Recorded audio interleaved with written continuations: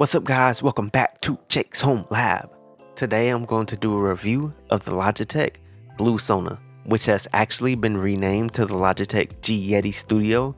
Now what is the G Yeti Studio? The G Yeti Studio is an active dynamic XLR broadcast microphone with a built-in amplifier boosting the signal by 25 dB for clean gain. So it does require 48 volts and an audio interface to work.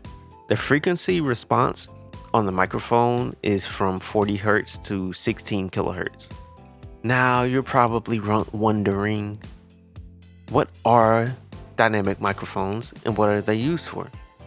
Dynamic mics are less sensitive than condenser microphones, which make them great at noise rejection, which often leads them to needing tons of gain or a cloud lifter to get the best performance out of the dynamic microphone.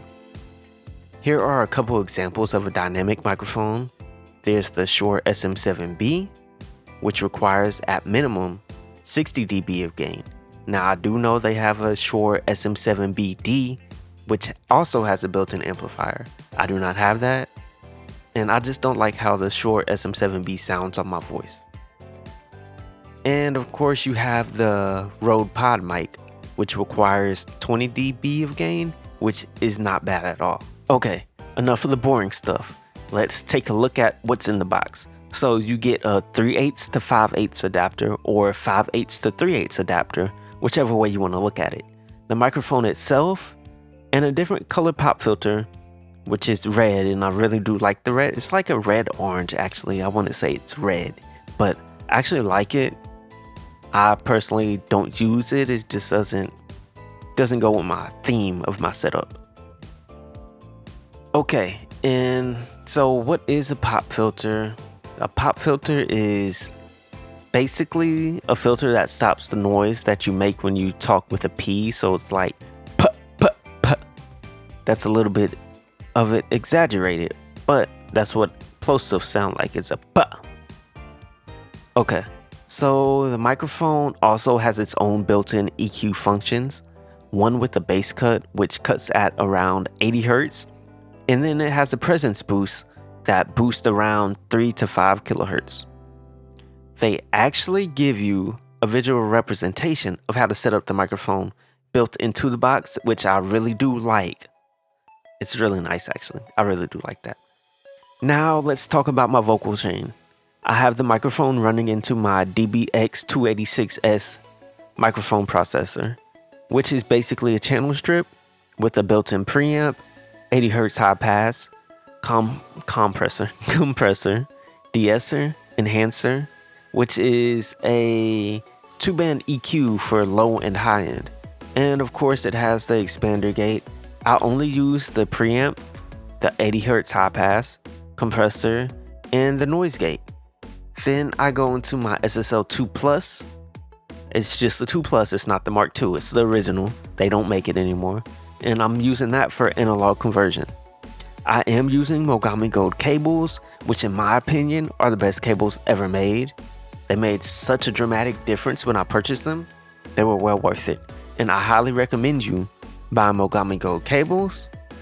And don't cheap out on your audio cables, trust me. You won't regret it at all. Now, with that being said, let me turn off everything on my DBX and show you how the microphone sounds with no processing whatsoever. I do have the gain set to around 35 on the preamp with an output gain of just below 0, just to make sure I don't peak. Okay, now this is how the microphone sounds with no processing whatsoever. And yes, let's just say something like something. This is the microphone raw. No processing. Now let's do a noise floor test. Let me be quiet.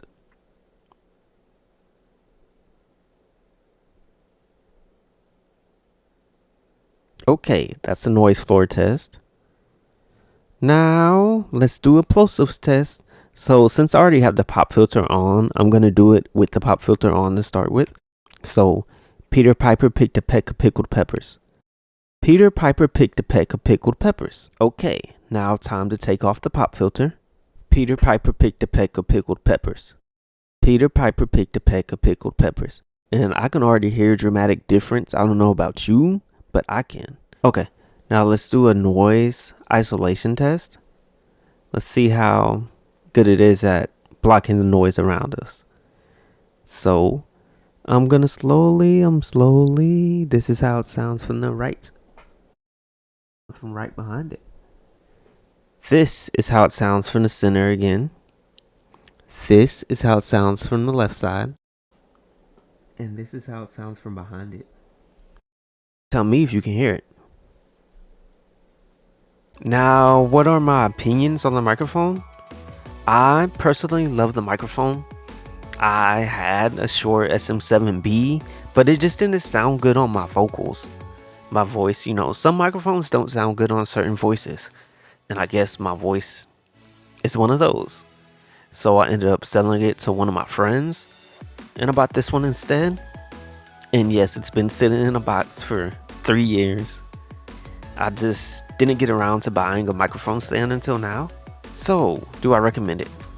I highly recommend it. I say you give it a try. What's the worst that can happen? You have to return it. This has been Jake from Jake's Home Lab. Thank you for watching. Have a great day.